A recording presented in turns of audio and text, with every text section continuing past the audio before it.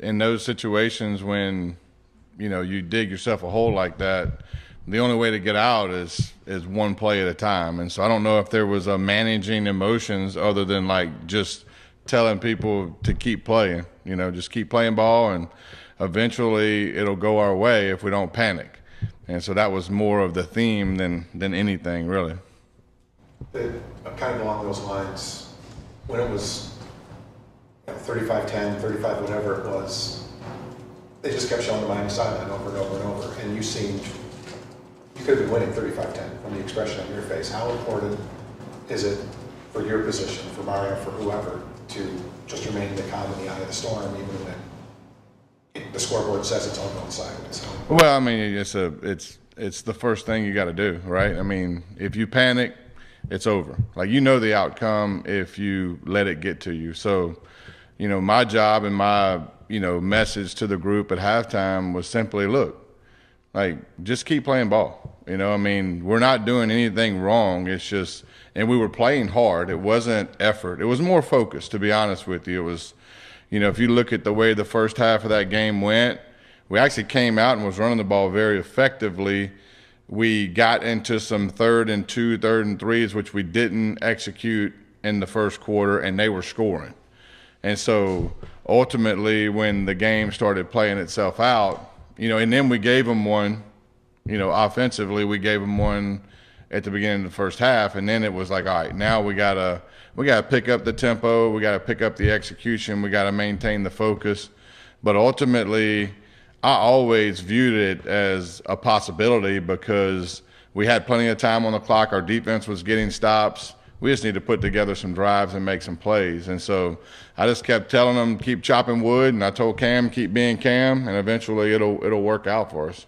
Number one offense in the country, scoring in yards, but always, room for improvement. Just in the back half of the year, what do you want to see from you guys kind of, moving forward these last few games? I just want to keep it going one game at a time. I mean, the ultimate goal is to win the game at the end of the week, regardless of what it looks like. The one thing that was pretty evident the Saturday off, you get a chance to watch football games. I mean, there's not a lot of games that are getting blown away in these conference games. You watch them, and every game is coming down to the last possession. The beginning of the year is a little bit different, right, because of the way the schedule rolls out. But now, these games now, you can almost anticipate that the game's going to be tight, and there's going to be one or two drives, one or two plays that determine the outcome of the game. We don't know when those are. And so I think overcoming adversity is huge, and we've proven that we can do that and stay in the moment and keep the game small at times. But, we got to do whatever it takes to win by 1 point. And I think that we've proven to do that. We got to keep focusing on that. Jalen Rivers and Mario said it seemed like he should be back this week. Just what does he bring to the offensive line and the offense overall? I mean, steadiness. I mean, Markel's done a great job too. I mean, I think that goes without saying, right? And so bringing a guy in that's played the amount of snaps that he's played, and ultimately everybody trusts him. Not that we don't trust other people too, but he's banked a lot of snaps here. His personality is very even keel too. And so, you have a guy coming back like that, that's awesome. Can't wait to get him back. How much of a problem is it to have at this time of year that there's a lot of guys on offense and on defense too, for Lance, but there's a lot of guys who have earned playing time, and that there's a lot of guys who are going to play, basically. Well, I mean, Coach Cristobal made this point early in the week, and it's true. You better be ready, because ultimately, your number is going to be called. I mean, this game is a rough game.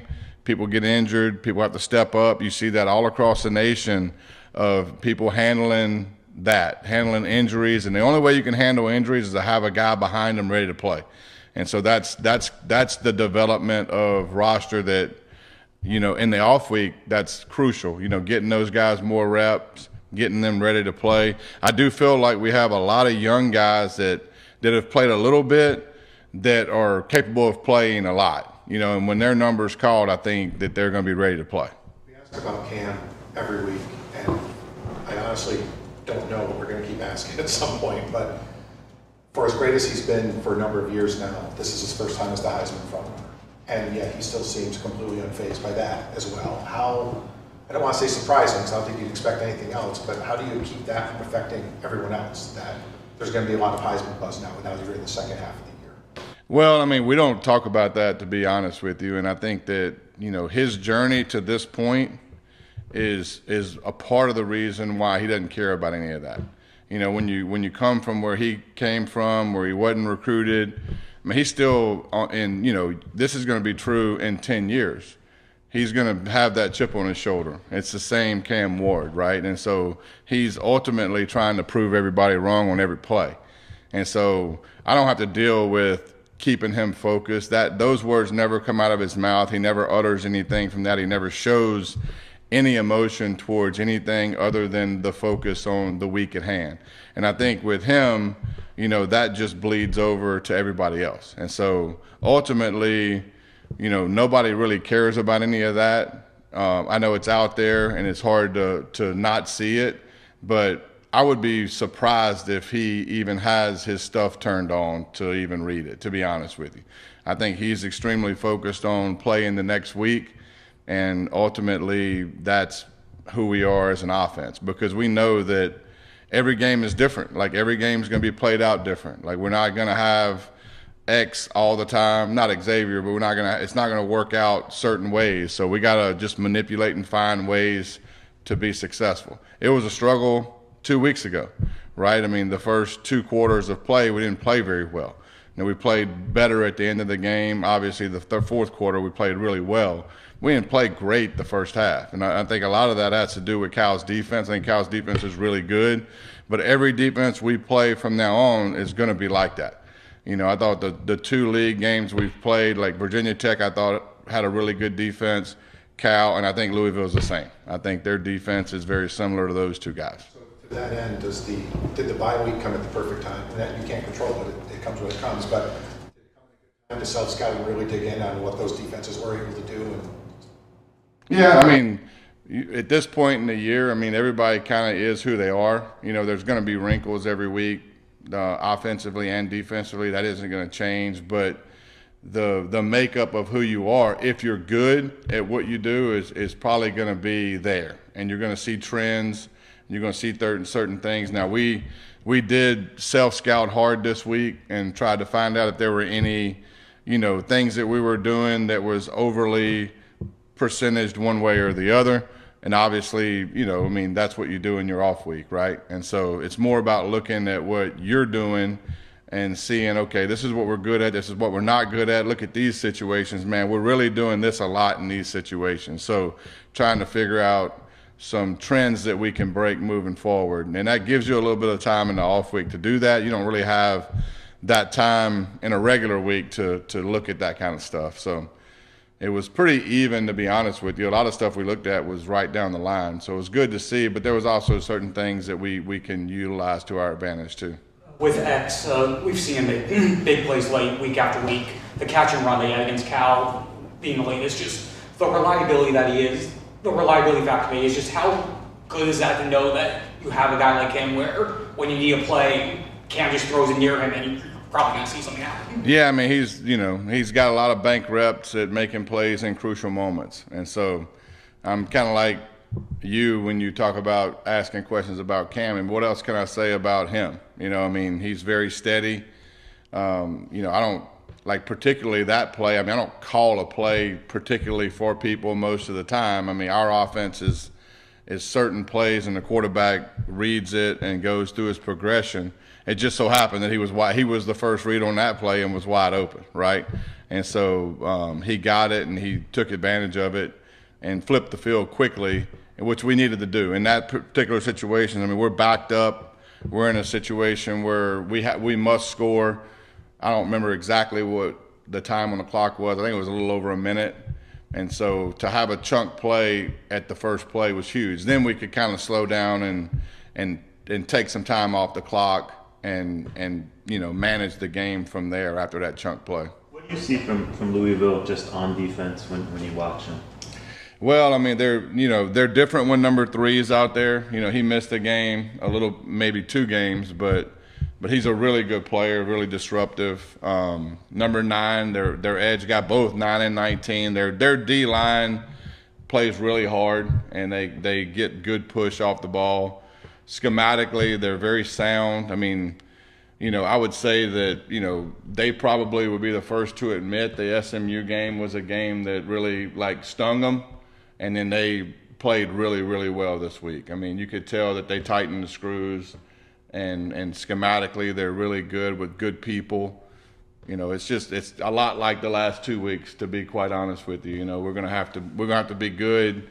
We're gonna have to be good in pass protection. We're gonna have to be good on the edges, and we have to be great in our routes because they cover really well. How much do you watch last year's game too? But do you do that much? Or? Yeah, I watched it at the beginning of the week. I mean, at this point in the year, they do have so many games that they've played this year with the people they're playing with that last year's games are there.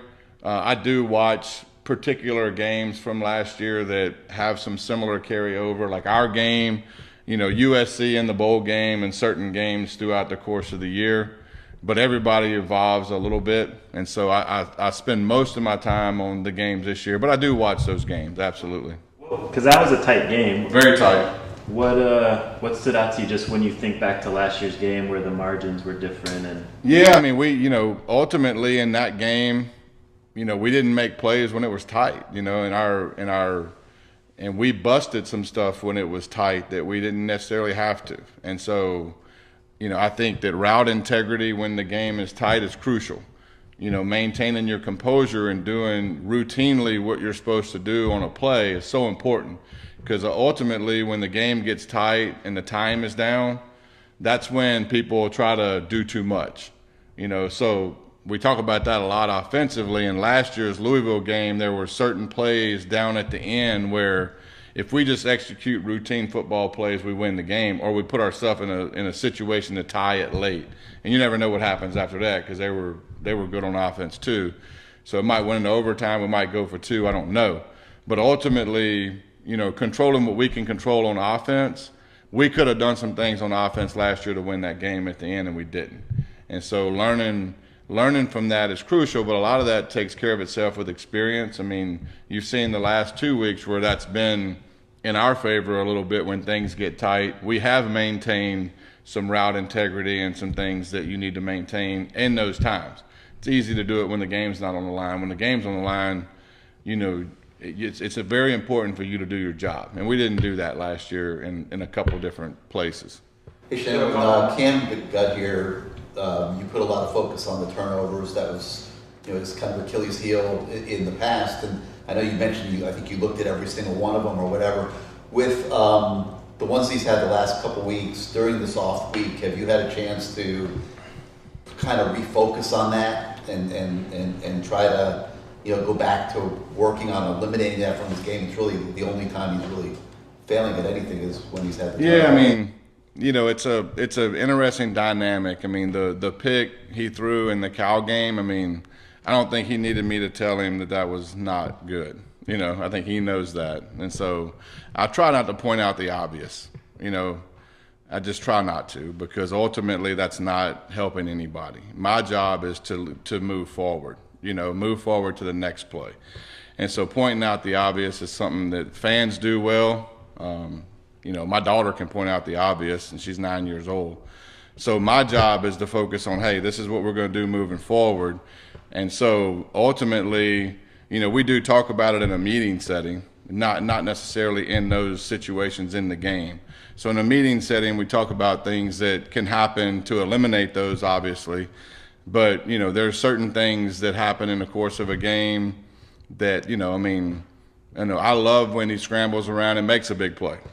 I hate when he scrambles around and doesn't, So, there's a little bit of a, fine line right there with him that you got to let Cam play football like Cam plays football, but there are certain things that obviously we want to control to eliminate the big miss, right?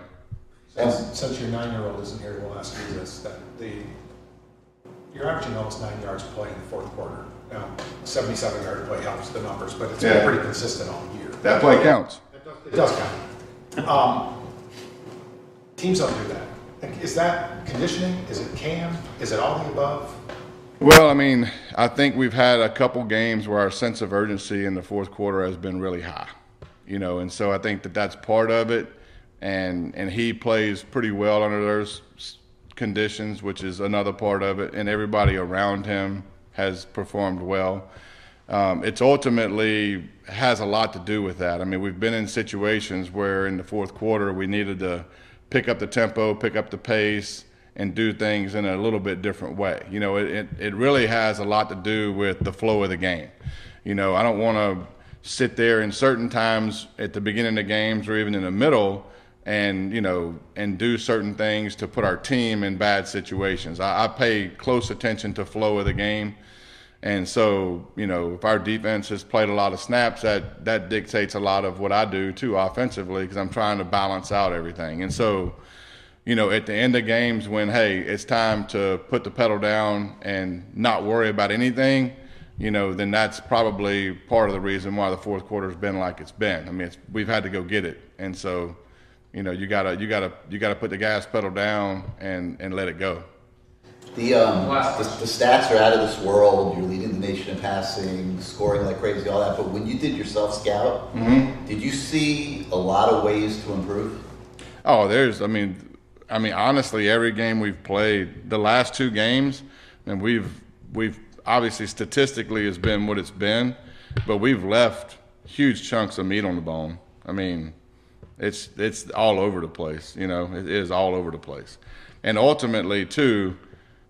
Part of what you guys were just asking, we've also had some situations where we could save some huge negative plays.